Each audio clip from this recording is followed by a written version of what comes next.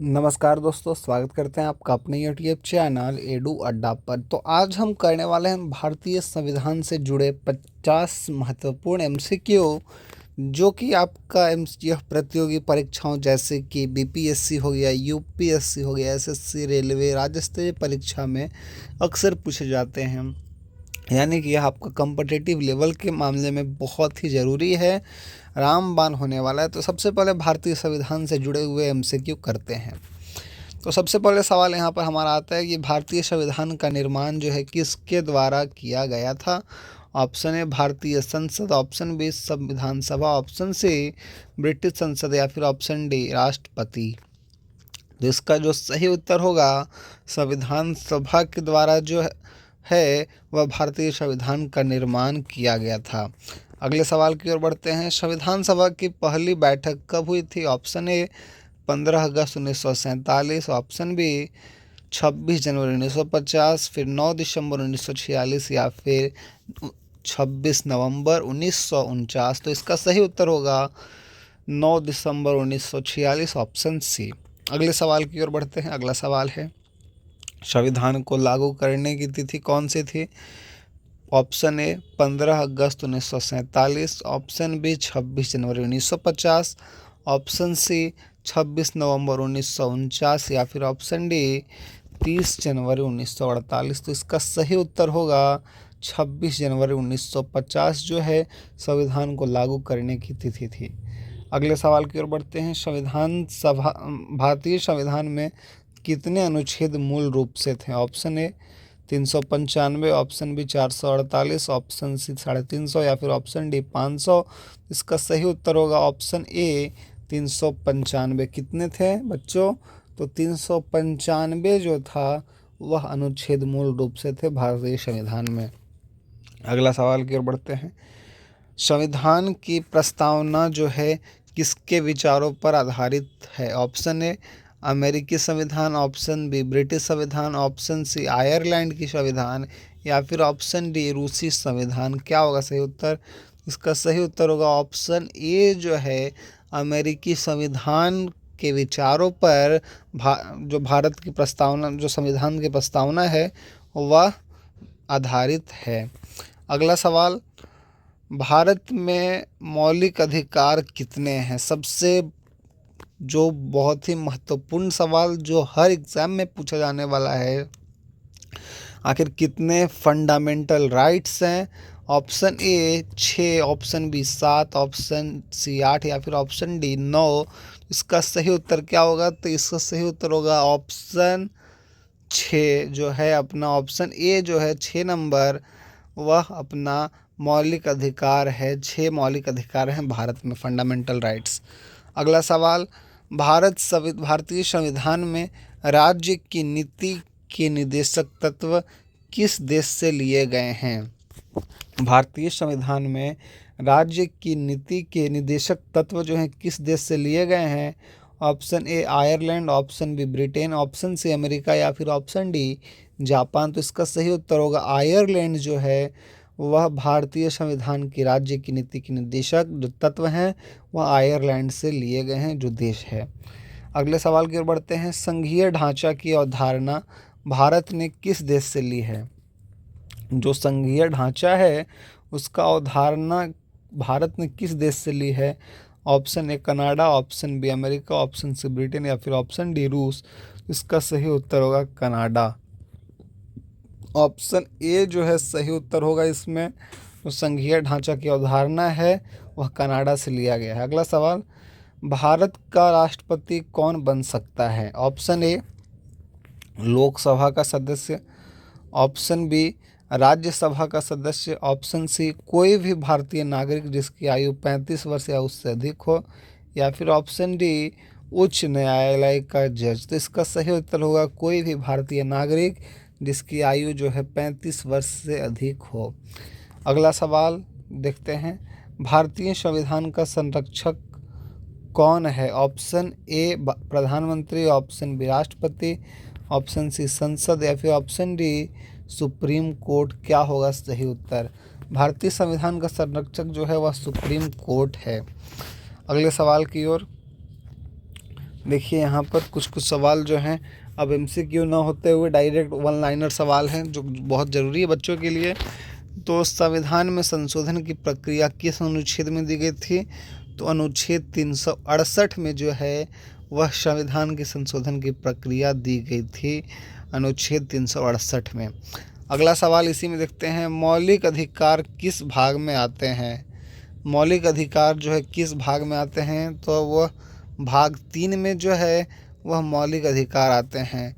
अब भारत का पहला राष्ट्रपति कौन था? तो भारत का प्रथम राष्ट्रपति डॉक्टर राजेंद्र प्रसाद थे। आपातकाल से संबंधित प्रावधान किस भाग में है? तो आपातकाल से संबंधित जो प्रावधान है वह भाग 18 में है। भाग 18 में जो है, कौन सा भाग में है? तो भाग 18 में है। आपातकाल से संबंधित प्रावधान जो है 18वां भाग में है। अब आगे देखते हैं, राष्ट्रपति का चुनाव जो है किस प्रकार होता है? तो राष्ट्रपति का चुनाव जो है अनुपातिक प्रतिनिधित्व प्रणाली से होता है। किस प्रकार? तो अनुपातिक प्रतिनिधित्व प्रणाली से होता है। अगला सवाल, संसद में दोनों सदनों की संयुक्त बैठक की अध्यक्षता कौन करता है? संसद में दोनों सदनों की संयुक्त बैठक की अध्यक्षता कौन करता है? तो वह लोकसभा अध्यक्ष जो हैं वह दोनों सदनों की संयुक्त बैठक की अध्यक्षता करते हैं। अगला सवाल, मौलिक कर्तव्यों का उल्लेख संविधान के किस अनुच्छेद में है? मौलिक कर्तव्यों का उल्लेख जो है संविधान के किस अनुच्छेद में है? तो अनुच्छेद 51A में जो है वह मौलिक कर्तव्यों का उल्लेख है, वह अनुच्छेद 51 में है संविधान का। अगला सवाल देखिए यहाँ पर, भारत एक धर्मनिरपेक्ष राष्ट्र है, यह शब्द कब जोड़ा गया? तो वह 42वें संशोधन में 1976 में जोड़ा गया था। अगर आपसे यही पूछा जा सकता है, ये बताइए किस साल जो है भारत एक धर्मनिरपेक्ष राष्ट्र है, यह शब्द किस साल में जोड़ा गया? तो 1976 में, और वह संशोधन था 42वां संशोधन में। अगला सवाल, संविधान में कितनी भाषाओं को मान्यता दी गई है? संविधान में कितनी भाषाओं को मान्यता दी गई है? तो वह 22 भाषाएं हैं जिसको मान्यता दी गई है। इसके बाद अगला सवाल, न्यायिक पुनरीक्षण यानी कि जुडिशियल रिव्यू की शक्ति किसे है? तो ऑप्शन इसका जो सही होगा वह सुप्रीम कोर्ट और उच्च न्यायालयों को है, वह न्यायिक पुनरीक्षण यानी कि जुडिशियल रिव्यू की शक्ति है। अगला सवाल, 42वां संशोधन किसे कहा जाता है? तो 42वां संशोधन जो है मिनी संविधान को कहा जाता है, 42वां संशोधन। अगला सवाल देखते हैं, प्रधानमंत्री की नियुक्ति कौन करता है? देखिए यह सब जो सवाल है यह संविधान से ही जुड़े हुए हैं। तो प्रधानमंत्री की नियुक्ति कौन करता है? तो राष्ट्रपति जो है प्रधानमंत्री की नियुक्ति करते हैं। अगला सवाल, संसद का सर्वोच्च अंग कौन सा है? जो संसद है वह उसका जो सर्वोच्च अंग है वह कौन सा है? तो लोकसभा जो है संसद का सर्वोच्च अंग है। अगला सवाल, उच्चतम न्यायालय के जज की न्यूनतम आयु सीमा क्या है? तो उच्चतम न्यायालय के जो जज की जो न्यूनतम आयु सीमा है, कोई भी आयु सीमा नहीं है, लेकिन केवल 65 वर्ष तक कार्यकाल है उनका, यह आप जान लीजिए। अगला सवाल, संविधान सभा के अस्थायी अध्यक्ष कौन थे? संविधान सभा के अस्थायी अध्यक्ष आखिर कौन थे? तो इसके जो अध्यक्ष थे वह थे डॉक्टर राजेंद्र प्रसाद जो थे, वह संविधान सभा के अस्थायी अध्यक्ष थे। अगला सवाल देखते हैं, संविधान में कुल कितने भाग हैं? तो संविधान में कुल जो है 25 भाग है। अभी 2025 तक की बात करें तो कुल 25 भाग हैं। अगला सवाल, किस अनुच्छेद में अल्पसंख्यकों के अधिकार का उल्लेख है? किस अनुच्छेद में अल्पसंख्यकों के अधिकार का उल्लेख है? तो इसका होगा अनुच्छेद 29 और 30 में जो है अल्पसंख्यकों के अधिकार का उल्लेख है। अगला सवाल, संसद का कार्यकाल कितने वर्षों का होता है? संसद का जो कार्यकाल है वह कितने वर्षों का होता है? तो यह 5 वर्षों का जो है संसद का कार्यकाल होता है। अब बात करते हैं, संविधान को अपनाने की तिथि क्या है? संविधान को अपनाने की तिथि क्या है? तो 26 नवंबर 1949 को संविधान को अपनाया गया था। अगला सवाल, सुप्रीम कोर्ट का गठन कब हुआ? सुप्रीम कोर्ट का जो गठन है वह कब हुआ? तो 28 जनवरी 1950 को सुप्रीम कोर्ट का गठन हुआ है। अगले सवाल की ओर बढ़ते हैं। देखिए यहाँ पर किस संशोधन से मतदान की आयु 21 वर्ष से घटाकर के 18 वर्ष की गई थी? तो यह 61वां संशोधन था जो कि 1988 में किया गया था। अगला सवाल, भारत का चुनाव आयोग किस अनुच्छेद में है? जो भारत का चुनाव आयोग है वह किस अनुच्छेद में है? तो अनुच्छेद 324 में जो है भारत का चुनाव आयोग है। अब अगला सवाल, संविधान शब्द का उल्लेख किस अनुच्छेद में है? देखिए, संविधान शब्द का जो उल्लेख है वह किस अनुच्छेद में है? तो अनुच्छेद 393 में जो है वह संविधान शब्द का उल्लेख किया गया है। अगला सवाल, राष्ट्रपति को हटाने की प्रक्रिया क्या कहलाती है? जो राष्ट्रपति को हटाने की प्रक्रिया है वह क्या कहलाती है? तो ऑप्शन जो है इसका सही होगा महाभियोग, इंग्लिश में इम्पीचमेंट कहलाता है। महाभियोग के द्वारा राष्ट्रपति को हटाने की प्रक्रिया है। अगला सवाल, वित्त आयोग का गठन कितने वर्षों में होता है? वित्त आयोग का जो गठन है वह कितने वर्षों में होता है? तब इसका सही उत्तर होगा 5 वर्षों में एक बार जो है वित्त आयोग का गठन होता है। अगला सवाल, राज्यपाल की नियुक्ति कौन करता है? देखिए, राज्यपाल की नियुक्ति है वह कौन करता है? तो राष्ट्रपति के द्वारा जो है राज्यपाल की नियुक्ति होता है। अगला सवाल, भारत में आपातकाल के कितने प्रकार होते हैं?